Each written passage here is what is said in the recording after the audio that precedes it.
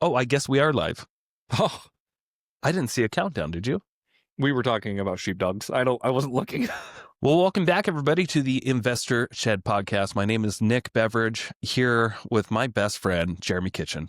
Do I have to sign a contract for that today? I mean, that's been a wild accusation. You get it free. I get it free? Thank for you. Now. Okay. Until you fuck it up. Okay. Well, and now we're off the platforms. Hey, great. Well, look at that. We got censored right away. Nope. You're my best friend too. So thanks for joining me as always. I know we missed a week. Nobody out in digital internet land missed us, but we're back, No, baby. they did not. Yeah. I can assure you because I've seen the receipts. Read them and check them, baby. Yeah. Receipts is a big topic these days. Well, welcome everybody. We're so glad you're here. We've missed the last couple of episodes, but you guys don't know that, the ones that just consistently watch the episodes that drop weekly. It's like we've never gone anywhere. We missed our appointments, not the episodes. Let's yeah. That's right. Yeah. So like we've still got a pipeline of these things, baby. We're good. For those that don't know, that are still listening to the audio, behind us is a brand new background, fresh out of Costco. Ta-da! Love you to check us out on YouTube if you'd like one day. Maybe get our numbers up from 13 views an episode to 14. Ooh, we should get an affiliate link from Costco so we can sell this exact thing. Yes. Like, check out our affiliate link in the comments to buy our wood board. I want to start pitching the Gemini credit cards. Okay. Because Graham Stephan does. Okay. We should get them as an affiliate. We should. Okay, we're going to stop this episode, guys. We should advertise on Let's get Graham Stephan to be an affiliate so he can sell his Gemini and we get the affiliate link. Right. Love it. All right, everybody. Hey, so today we want to talk about a couple of different things. I'm buying another property again. Yeah. Big surprise. And there's a lot going on in our country the last couple of weeks. A lot of people are like enraged, confused, angry, sad. I think people are enraged because they're these emotions, by the way. A lot of emotions out there. Yeah. So like the rage comes from being confused, and it comes from being sad, or it comes from being upset. And then the internet, like what it normally does. That. Yeah. Amplifies your emotions. Yeah. That's what the internet does. Yeah. Because you don't have a chance to sit there and talk it out with anyone. You just fester in your head about what's going on, and you go to the next video and it festers. And rather than it like dying out, what I see happen is it's like tetherball, right? So somebody hits the ball this way, the other person hits the ball back with the same amount or more force back at you, and you're constantly going back and forth with no real progress made on the goal because everyone's just mad without solutions. I just put that spoon in my mouth. I'm sorry, I've never done that before. That's weird. Now we have to get a new spoon. Is that in our budget? No. Yeah. But one thing I've noticed a new trend in the last week and a half or so. Obviously, rest in peace, Charlie. Like everybody says. And it's not, I've been listening to that guy for like 10 years. I had no idea he was a racist. Have you heard this guy? So I don't follow politics very much, as you quite know. I had not heard of him until his death. Okay. But when he did, I actually... Which is fine. I did a little bit of research. Like, I was like, okay, like, obviously he's right-wing, fine. Yeah, definitely. May not have the same values as me. Of course, it's very sad what happened, of course. Like, that's not... I'm not one of those people who's, like, advocating death, but I'm also not one of those people, like, advocating him as a martyr. Right. Yeah, okay. Because you didn't know him. Because I didn't know him, exactly. Right. That's a fair assessment. Right. don't really have an opinion here because I didn't know him. But what I did like about what I saw was that he debated people on an equal level. Yeah. That was his whole thing. Right. He just wanted to sit down and have conversations. Yeah. And that's the message I saw from him. Like, like that's how we grow as a company or a country is we have these hard conversations. We have we have very different people in this country on both sides. Yeah. And, there's more than just two parties. But like, dude, we've got to talk our problems out and our issues out. Like that was the one thing that like keeps us from violence. Right. Is talking things out, and it's just sad to see what happened, and then the reactions to it just seem a little aggressive. Well, I think the reactions come from misinformation. Yeah, and what I mean by that is misinformation. Like as soon as lots of misinformation. Yeah, the whole thing. Like I mean, like you can scroll Facebook for 30 seconds and see like 20 different views on what happened and why they think things happened the way they did, versus, there's fact and opinion. Yeah, like just wait for the official story to come out, whether it's fabricated or not. I mean, that's beyond me, right? Like, yeah. It's the day it happened, like everyone was all up in arms, and it was just like the internet was on fire. It felt like, oh yeah, and me as an empath of sorts, it was really like effective on my mood. Same here. I was camping while it happened. Yeah, and I had service while I was camping, and I just happened to be on social media at the time. Mm-hmm. And then it like right as it was happening. Yeah. And I remember seeing the videos on Twitter and stuff, and it was just like, holy shit. Yeah. So I watched that video. Not alive. Why are they waiting for? Don't do that, by the way. Yeah. Don't watch that video. It's like, there's a really gruesome close-up video out there. I'm sure everybody knows it by now, or maybe have seen it, but don't go try to find it. Yeah. It's I made the mistake one night. I watched that video, and then I watched the girl getting stabbed on the bus. Oh yeah, I saw. And I'm just like, what the hell is happening? Like this? Why are we recording this? Yeah. And why is it circulating? This isn't like, I don't need to see this. Yeah, I don't think I've ever seen this much violence. Yeah. Like real violence. Like, let's save it for John Wick 5. Yeah. Guys, dude, come on. Yeah. If we can pump that thing full of violence, I'm for it. Like, movie violence is great. Real life violence is weird. Yeah. Like watching like people that I love on Facebook get into these like unnecessary debates and just tear each other's views apart and talk about who deserves death and who deserves what. It's like, wow, man, what the hell is happening? Yeah. Yeah. It's sad. Yeah. But I think the main thing that we can actually talk on, since, you didn't really know the guy. I didn't really know him either. I've just heard him a lot. I've heard him. I actually, on the Iced Coffee Hour, Graham Stephan's podcast, he was just on that like a month or two ago, and I listened to that full thing, and I'm like, no, I agree with like a lot of what he's saying. Sure. He's a little bit too religious for me, maybe. Yeah. But that doesn't bother me. I feel like I'm surrounded by religious people living in North Idaho, and it's fine. Yeah. I feel like I actually fit in really well. Yeah. I just haven't had the touch of God yet in my life. Right.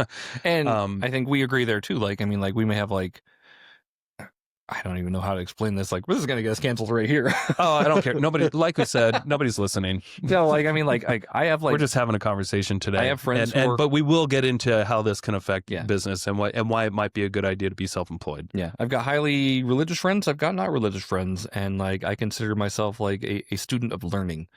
Yeah. You know what I mean? Like, oh yeah, still trying to figure it out. There's good points in the Bible. There's good points not in the Bible. Like, the best I can do is be the best person I can be myself right now. And that's like, I always say my sphere of control and my sphere of influence. Like, what I can do is I can control how I react and how I act. That's about it in this whole world. I can control my reactions to the thing that happened to me and my actions outward. Yeah. Yeah. You have absolute control over how you feel about things. Yep. And how I handle a situation, right? Yeah, that's all you have. Yeah. Because you have very little control over what happens to you. Right. However, you can have a little bit of control when it comes to there's cancel culture now going on, which me personally, I'm sure we might see a little bit differently because I'm usually leaning a lot more conservative than you do. Sure. Which is fine. I think that's great. I think it's great that we can have this friendship. Absolutely. And like even my wife is a diehard liberal, huge Democrat. And we're married. We share the same bed, and we don't share not the same opinions. But I feel like we still agree on like 80% of that's lifestyle. That's where the sweet spot is, and like what you're hearing, what you're seeing on news, is the far left and the far right. Yeah. Right. So you're amplifying the extremes. Yeah, and it all gets funneled down into the rest of the party where they're like, "Oh, wow, this makes sense." Right. So then it's almost like a rubber band. You guys are pulling really hard this way, and it snaps back. It's going to come back towards the middle. So like everyone gets affected when it does this reverberation. Yeah, I feel like there's this mass effort out there, whether it's intentional or not, to divide us. Yes. With these extremes that are on both sides that are amplifying just how much we should tear the other party down. I have a theory or something like that. Go ahead. So the theory is like, I absolutely think you're right. I think there is sources at work that want to keep us fighting.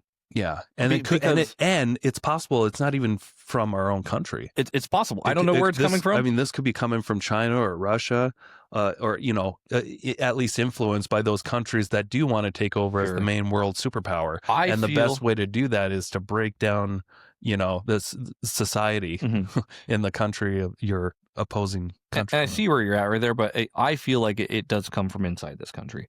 Sure, right, because like how does the right win or how does the left win? They win by proving their point, and they win by getting more people angry, and when people get angry, they vote.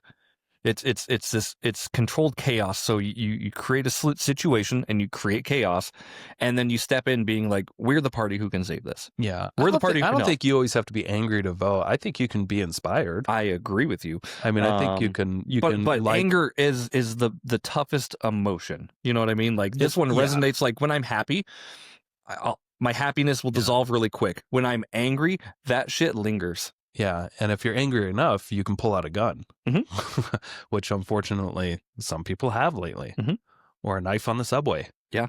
Yeah. Anyway, we can start steering away from this topic because I feel like we can just talk and not really get anywhere with it. It's hot right now. Of course, we're not trying to like jump on the hot train, but it is like it's a thing that's currently affecting the country. Yeah, but here's how I view life lately. And I have, since I've been an adult, but I've always been afraid of being an employee because when you're an employee, you have one client, and if you piss off that client, you're fired and you're done. Yeah, and that's your boss.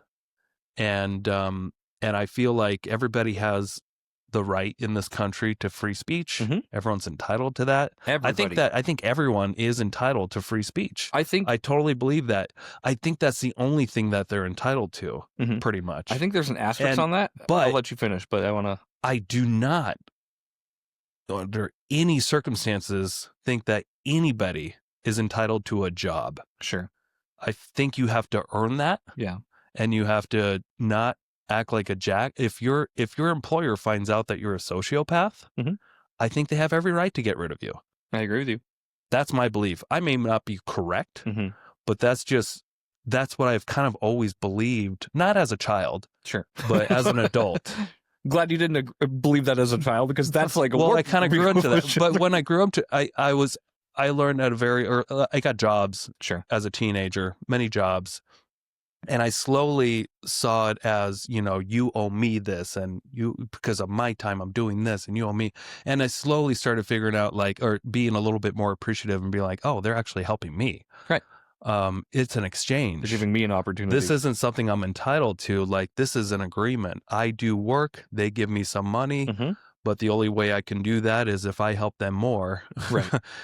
Or if it benefits the company. Yeah. That's the whole point of a company. The whole point of a company is not to employ people. It's for the owners to make a profit. Yeah. Because that's their job. They have to feed their family. And some people in this country, they choose to start a business to feed their family. Other people choose to get a job to feed their family. And when you get a job, you're just jumping on somebody else's train. Sure. My opinion. And I feel like if you're going to jump on somebody's train, you got to be polite. You gotta be a little appreciative and do your job and do your work. And it's not always fair. I mean, some people do amazing work and still get fired. Yeah. But if you give up control of that by not starting a business and relying on other companies to take care of you, I mean, just being respectful comes with the territory. Yeah. And when you're not respectful, or if you're found out to be a sociopath because you're just mocking somebody else's murder, right? I think every company has the right to get rid of the filth, or shake off the fleas. As you are an employee, you are an extension of that company. Yeah. But that also works if you're self-employed, to be honest with you. Like, and I've seen this a lot happen in the last couple of weeks too, where entrepreneurs stand up for a decision and they get bad review bombed by the other side. So like, you don't have to be an employee for this to affect you. This can affect you as an entrepreneur as well. Of course. But as an entrepreneur, you can just go get more clients, or you can take that feedback and be like, yeah, you're right. I probably shouldn't have said that. I lost a lot of business here. I got to rebuild. And I've also seen that, like, again, this has been a really weird week. I've seen people like say some weird stuff, come out and apologize, and then they still get basically like ridiculed on social media. Like, of yeah, you're course. right. Well, that's social media. Yeah, but that's what I'm saying. Like, you can never get. You can apologize. Okay, it's all. You never see in the comments.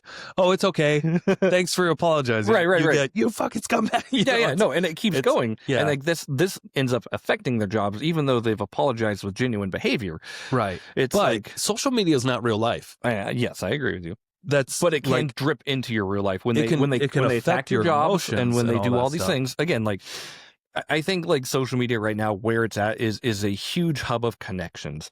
Mm-hmm. And if people can see who you're connected to, you are apt to get in trouble by that.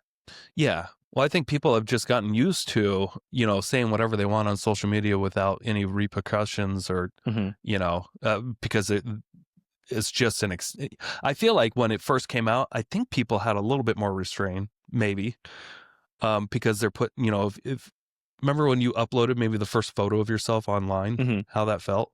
Yeah. Felt like, ooh, I'm putting this out for the public to see. Hopefully I'm wearing a shirt,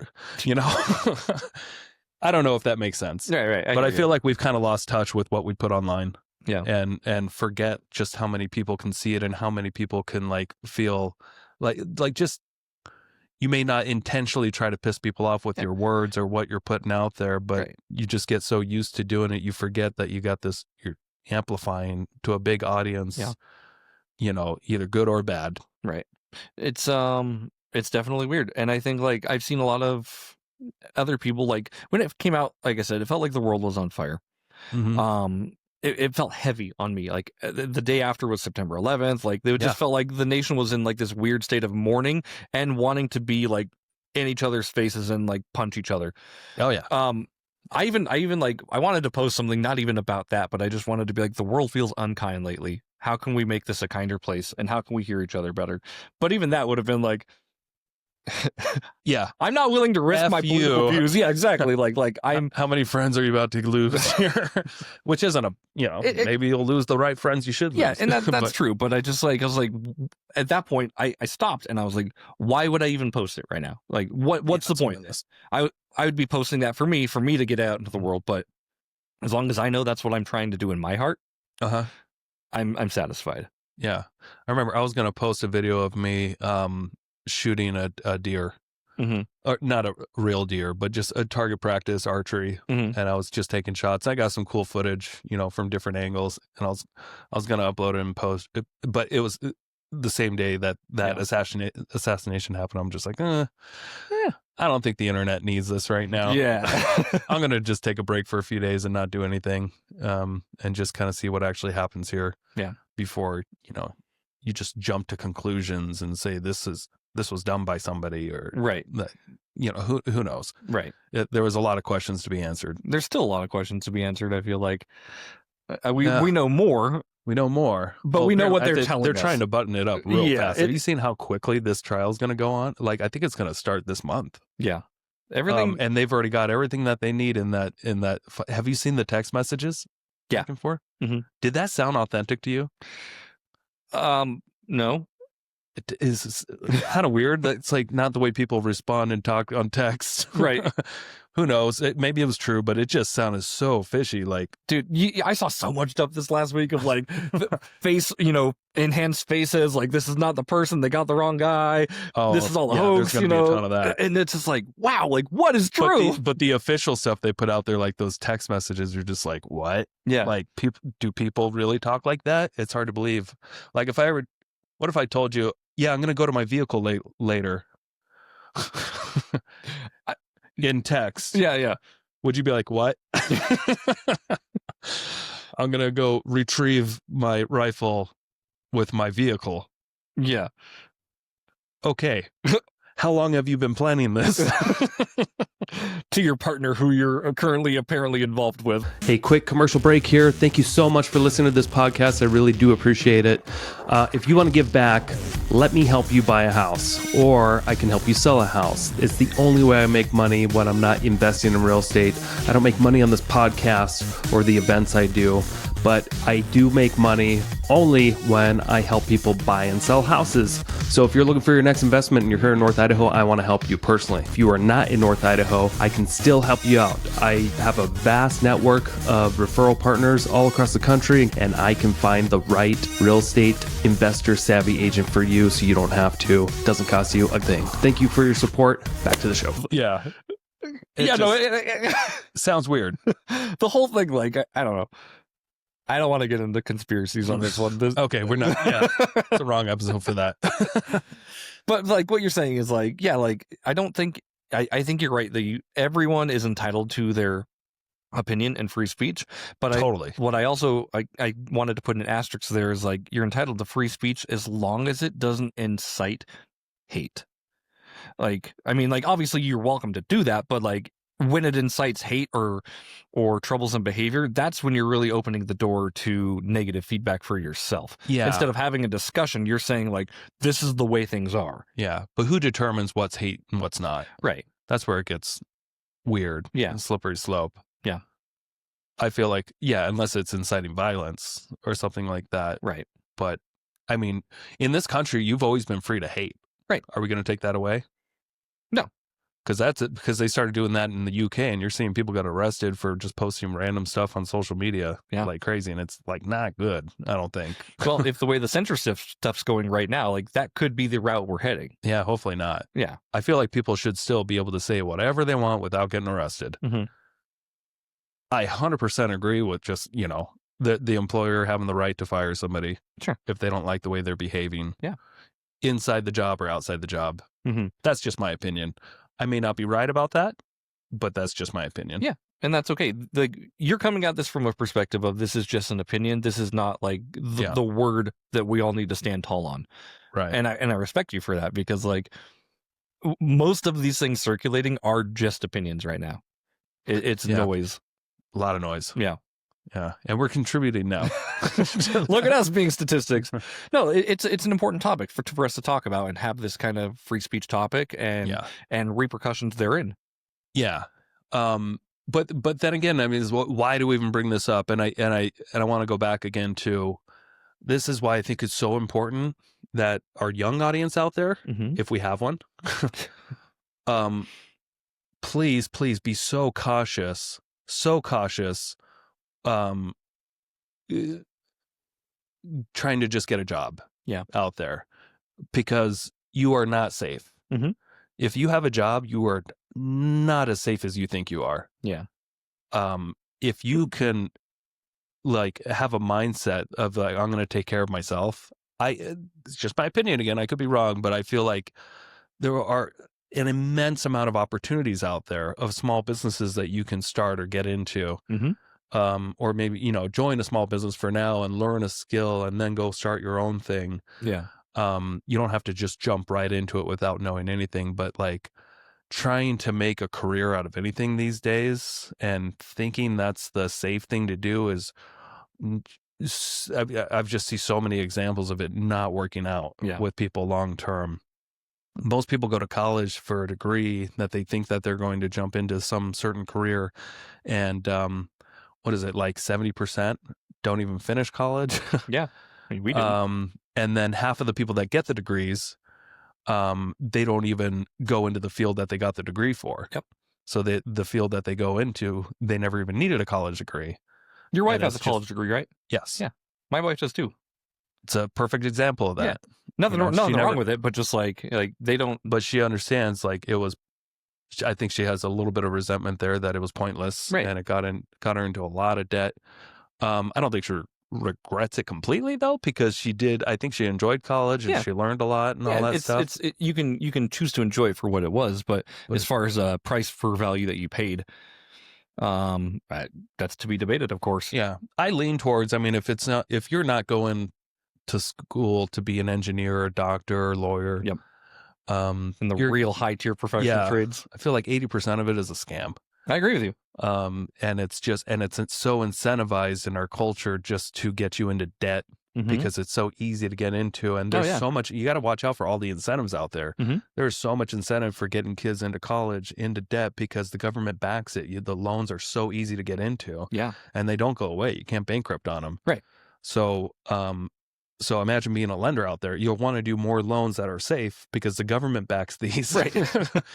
And then the colleges out there, they can raise their prices to whatever because kids are just going to get into debt anyway. Right. That like it's all expensive, so why not just up it? Yeah, why not just make it more expensive?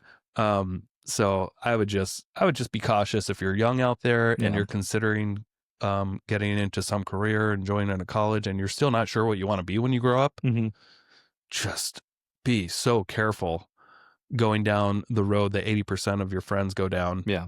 And consider just, starting a business, because I see so many people in the trades just crushing it right now. And they have control over their schedule, who they hire, who they want to surround themselves with. That's another thing too. When you're an employee, you don't have control over who you surround yourself with. Sure. You're dropped into a box, and whoever your immediate surrounding is, like those people are going to influence your lifestyle, because you're going to live up to the expectations of the closest 5 people around you. And whether you like it or not, that's just how human behavior works. And you will eventually start getting, those people will rub off on their behaviors, their success or unsuccessfulness will rub off on you. So if you can start your own thing and create your own culture around you, that's another advantage too to life. Is just being able to have control over who you surround yourself with. I agree with you. And we talk about Alex Hormozy a lot, but like I was listening to $100 Billion Money Models right before this. And he talked about how he dropped out of business school, how his dad thought he was like going to be a failure and stuff. And now he thought he was going to be a failure.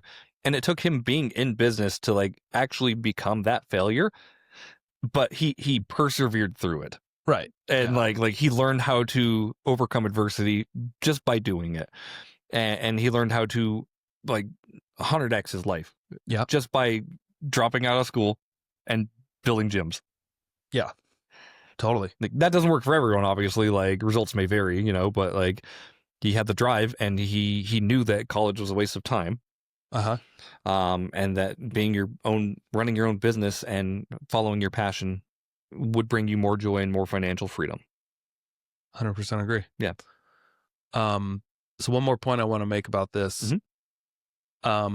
We've known each other for a while, and you've been pretty involved with the media in our real estate sales business for a while.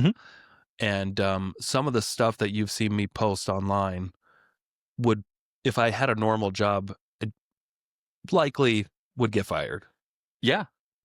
More than once. Have I lost business because of stuff that I've posted? Maybe. Probably. Probably. But that's one of the advantages of having your own business, right? Or being self-employed, is like you can say what's on your mind, and there are still consequences, right? But it's not like life-shattering consequences where your only job, all of a sudden your boss says, "Fuck off." You're not wanted here. That's a pretty stiff rejection, just for speaking your mind. Whether you're right or not. Right. Which that. I feel like the company has every right to do it, even if what you're saying is correct. But just know that there are more consequences out there for being an employee than there are being a self-employed person. Right. Because you can still say stupid stuff and you can get less business, but at least it's not going to shatter your earth and feel from like you're out your of control. experience. It from my could experience. though. And again, like this particular instance, I've seen a lot of people like. Have you heard of like what doxing is, or like review spamming? Yeah. So like, and I've seen this like kind of go both ways online, where somebody posts an opinion or posts a thing, and they get extreme hatred from one side. So much hate that they're going to their Google business page and like writing fake reviews about them as a person, not as a company. But it's affecting, like, if you have a 5-star Google rating and then you're down to 2.3, that's bad. But also, like, I've seen the other side, like, rise to that as well and, like, come and pick them back up. So that's a consequence. That is a consequence, yes. Of your free speech. Yeah. So you're welcome to your free speech, but no. You could have consequences. Yeah. You're free to do that. That's why some of the and people best are free to react on that. That's why some of the best companies on this in this country stay out of politics. Yeah. It's actually not a new fad. Yeah. It's been a long time known thing. Like if you want to be neutral out there and sell to the most people, just don't talk about religion or politics. Yeah. Or just come at it from a respectful manner. Like, or just don't have an opinion at all. Just sell your stuff. Yeah. We have ice cream. We sell ice cream, only ice cream. Instead of this month, we have Trump scream. Right. With the hair. Yeah. We have raspberry this month. Right. Just sell your shit. I mean, that's a one strategy that seems to be pretty good. That's kind of what I do, to be honest with you. Yeah. You don't have to, just because you're a business owner, you don't have to tell everybody your political opinions all the time. That's another thing too, that hopefully people can take away from this. You're not going to see North Idaho REI, our page out there, start just rambling, political speech nonstop. Yeah. Because we're not in business for that. Right. We're in business to sell real estate. We understand there's people out there that, agree. There's left people, there's right people, there's middle people. Mm-hmm. Let's just not talk about that. Yeah. They don't want to hear our opinion anyway. Yeah. I don't think people want to hear our opinion. You'd be surprised who actually probably does want to hear your opinion, though. Maybe we don't want to give it. Right. And that's what I'm saying. Like, because even within our team, mm-hmm. we have different opinions. Yep. So why give it? Right. Why piss off somebody at our company? Mm-hmm. To say, oh, all of a sudden my company supports this. I don't know if I support that. Do I fit in? Mm-hmm. Like, how about you just don't talk about it? Yeah.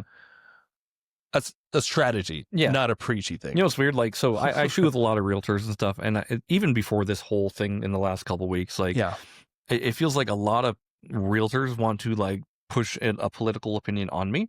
Sure. Which is fine. Like, I'll hear you out. Yeah. And I think it's not a problem. I'm glad you have something that you're fighting for, but I think like some people can't help their passions. Right. Yeah.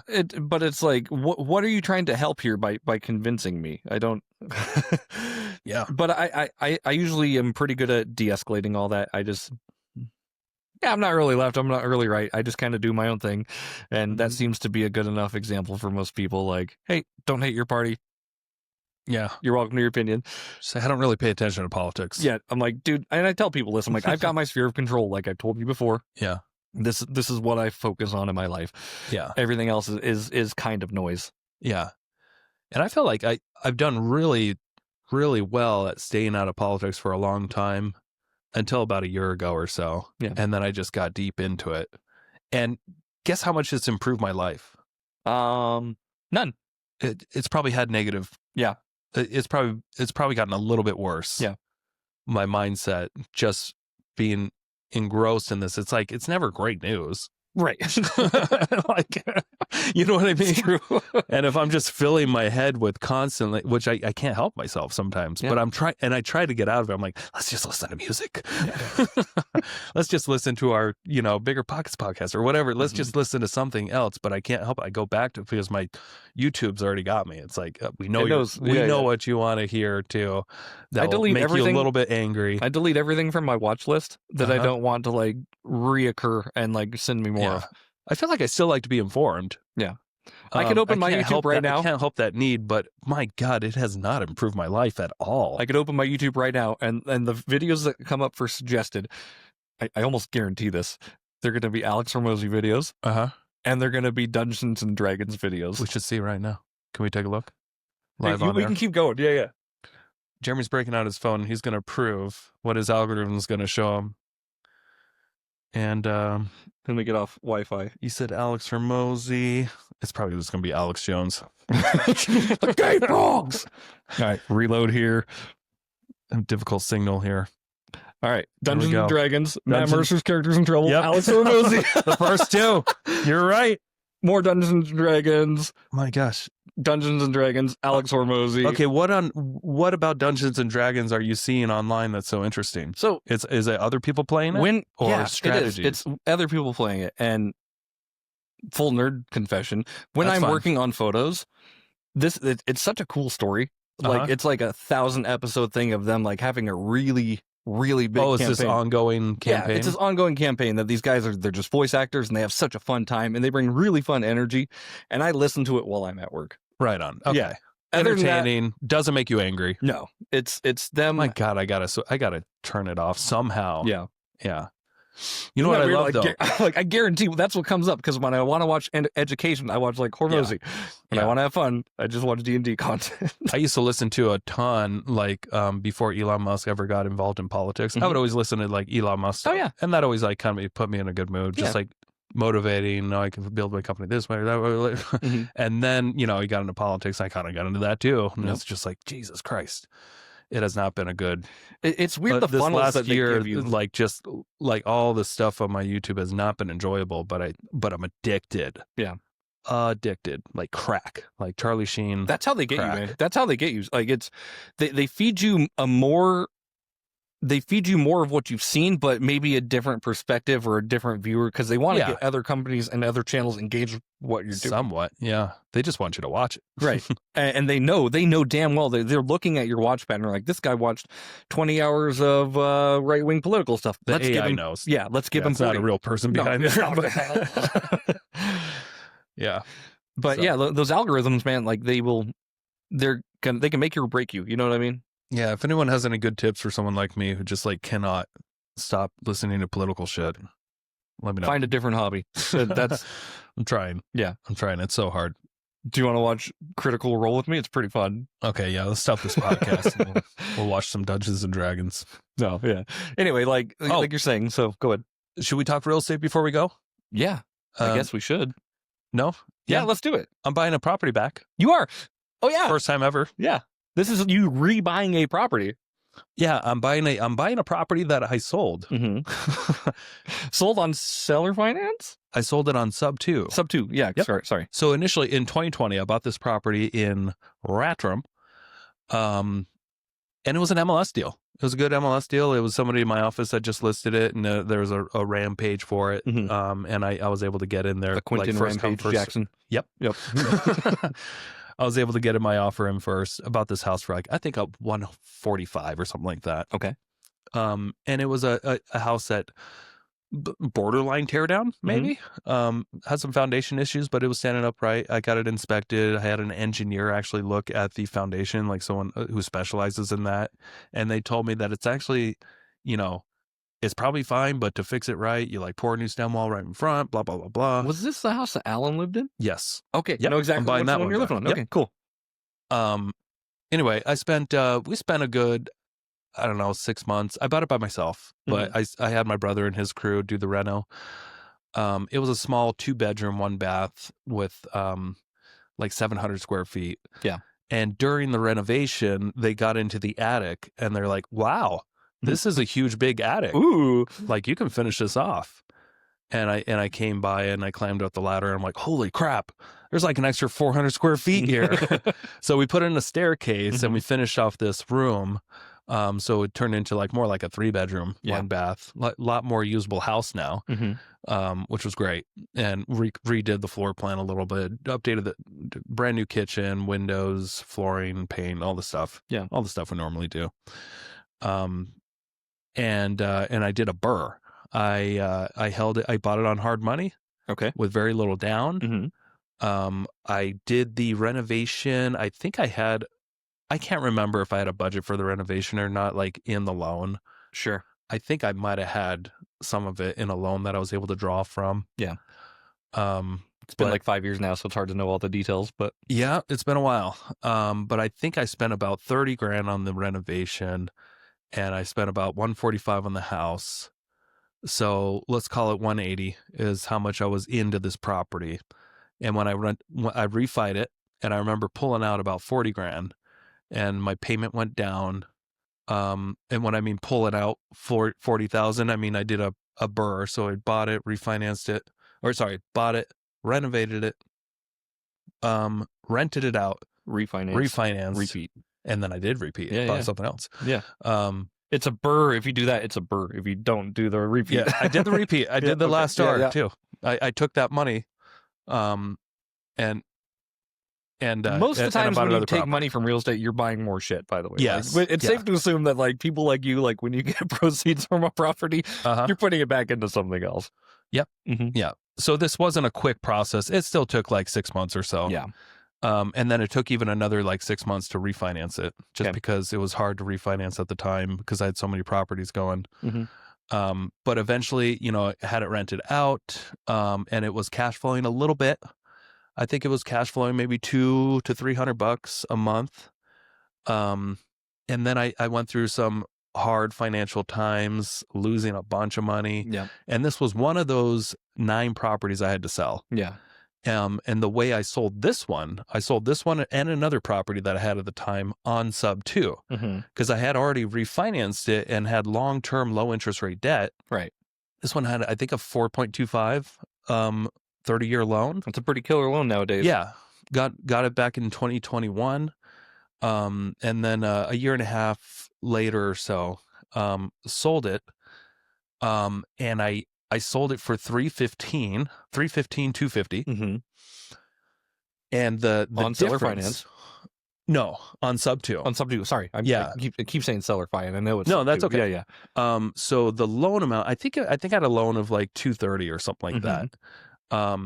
And I don't remember the exact loan. I can go back. It doesn't matter. But the buyer took that loan over. It was still in my name. Right. The insurance was still in my name, and then we added him as an additional insured. So he can make payments on it and stuff. Yep. Yeah. So that they can still kind of be secure and stuff. The property was basically quit claim to them. So I sold the property, but I was still responsible for the note, even though they were making payments. Right. He logged in to my account and was able to put his ACH information in so that the payments would come out. Right. And I got the difference between the $315 and what was owed on the mortgage. Okay. So I think I got whatever it was, 50, 60 grand. Because I think I had other liens out there that I had to pay off. Yeah. Doesn't matter. It wasn't a ton, I remember, because you just had to kind of sell it to kind of stop the bleeding at that point. Yeah, I don't even think, actually, you know what? I went back to I didn't get any proceeds on this one because I had it cross-collateralized with another flip property. That's right. And it just paid down the debt. Yeah. I think it was on that Shorty's property we were working on because I had this property collateralized on that flip. Okay. And then when this sold, all the proceeds just went to pay down that Shorty's loan. Gotcha.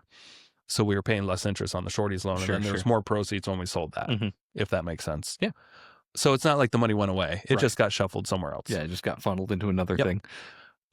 Anyway, a couple years later, I get a call and they say, we need to sell this property quickly. We're going through something right now. It needs to be sold by the end of the year. Can you list it? So I was going to work as their agent and list it. But there's some foundation issues still. Apparently one of the partners didn't know about the foundation issues, even though they had it inspected. Yeah. Not inspected, but like they walked through it. Okay. But one of the partners, the funding guy, didn't walk through it. And his partner didn't tell him what happened or something. I don't know. Yeah. It's beyond your knowledge. Yeah, I wasn't there. I thought they knew about the foundation issue because I do remember having conversations about it and how to fix it. Right. If it ever, got worse. But which foundations typically don't get better. Yeah. But we know, like I knew, okay, we're going to list this property. This is going to be a significant issue. We should probably get this foundation fixed or something, or at least a bid. Yeah. So we got a bid, and my brother quoted it out with this concrete guy, and it was going to be like 10 grand to do it. Easy. Yeah. But my sellers, the people that bought it from me, they were now just like, I said, as a joke, I'm like, or I can always just buy it back. The loan's already in my name. Right. And you can just, and if you want, I'm like, I'm sure you wouldn't do this, but I'll just make you small payments on the difference. Anyway, we worked out a thing to where I am just going to take it back. Yeah. The loan's already in my name. It just has to be quick claim back to me. Yeah. The insurance is already in my name. I just have to drop them from the additional insured policy on the policy. Yeah. And we just have to do a quick claim. Okay. And then we're going to record instead of me bringing any cash, because there's a difference now of $119,000, Right. because they paid the mortgage down. Sure. And I'm buying it for exactly what I sold it for. $315, $250. Yeah. But there's a difference of just shy of 120 grand. Right. So that portion, we agreed I'll make $130 a month payment. Okay. Because I looked at the last 12 months of what they were getting for rental income minus management and Is it still being rented? Utilities and stuff. Yeah, and the rent's been up since. Great. Now it's bringing in $1,750 a month. The mortgage payment is $1,205 a month. Mm-hmm. There's some expenses with the management fee and utilities and stuff. And there's approximately, at least an average of like $120 a month in cash flow on this property. Okay. Not much. Yeah. So we agreed on $130 Sure. is what I was going to pay. So I'm not going to cash flow on this property. Yeah. But you did a zero down purchase. Zero down purchase, zero interest for the first 18 months, and then it balloons. Okay. So you have to pay. But there's an option to balance. extend that at a 12% interest, and then, it starts becoming expensive. So I have a year and a half to basically get this money back to him. Which I'm comfortable doing, or I'll just sell the property because I'm still getting it at a decent price. That's true. So my plan is plan A.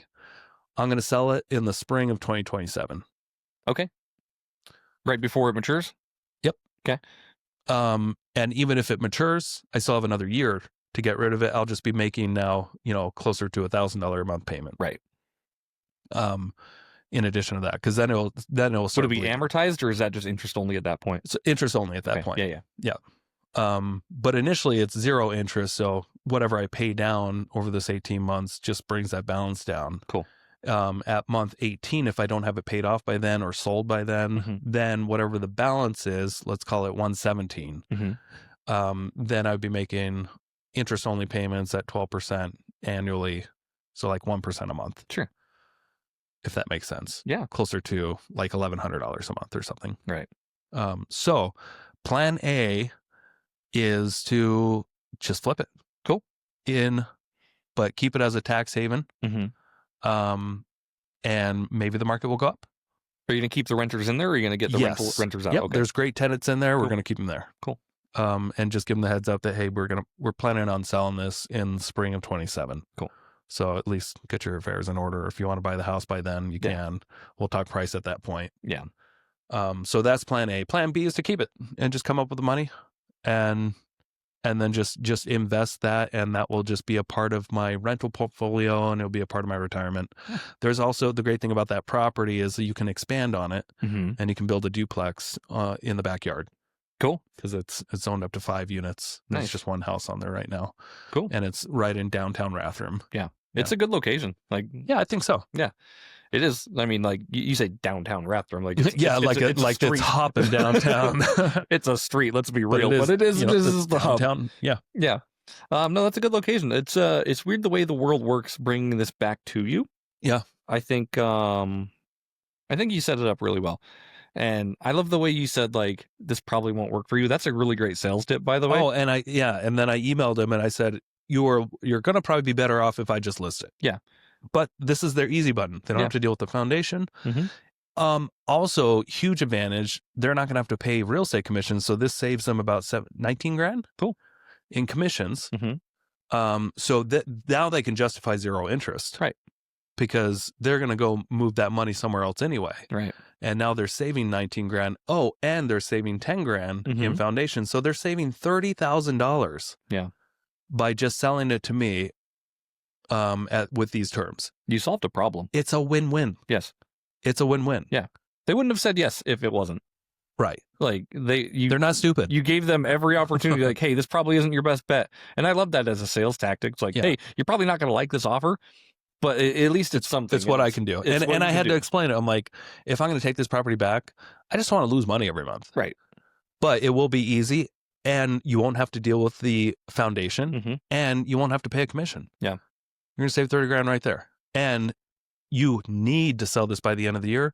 We can close this in 1 week. Yeah. And be done. Yeah. So no hard money lenders or anything like that? We're we're frozen. we can't access your video. I think we're still good. Okay, we're live. still good. Okay. But I don't know if we lost you guys out there, but anyway, yeah. Doesn't matter. Congratulations on reacquiring a house. I think that's really cool. Yeah, it's not done yet. I'm just putting together the contract. We verbally agreed on everything yesterday. Cool. Yeah. Do you plan on fixing the foundation at all or no? Yeah, eventually. Yeah. Yep. It's just not an emergency thing. Yeah. But I think when the timing's right, just get that done. When they fix it, do the tenants have to be out of the house for them? No, they can fix it. No, it's in the basement. That's awesome. Yeah, cool. Yeah, they don't have to be out for that. And it was quoted at $10,000 5 years ago. No, just a couple days ago. Oh, cool, great. That's even better. Cool. Yep. Well, let me know if you need $10,000 or if you need that loan. Thank you. Yeah, appreciate that. I gave you that loan that you. Did you end up paying your tax bill or whatever? I did. Yep. Cool. Yep. No, I just need to get that money back. So. Thanks for the reminder. I'll email Tom. Tom, if you're watching this, give me that cash. Tom, back. if you're watching at minute 50 on the Investor Shed podcast, where we got real political for a minute, and now we're talking about a flip. If you're still listening, give me my money. I hope you guys enjoyed today's show. Yeah. Before we end, I just want to say, thanks for engaging in open conversation with me as always, of course. Yeah. Do you have any advice for anybody just to navigate hard times? Yeah. This has always worked for me. Whenever I want to say something that I know will piss people off, but I truly believe it in my heart and I feel like I just have to let it out, just take a couple of breaths and just don't say it and just think about it. Yeah. And because it's just not worth it. Yeah. I don't know. But it's not worth it, but you are welcome to your free speech, of course. You're absolutely worth it. Everyone's welcome to their free speech. But here's what this may sound cruel.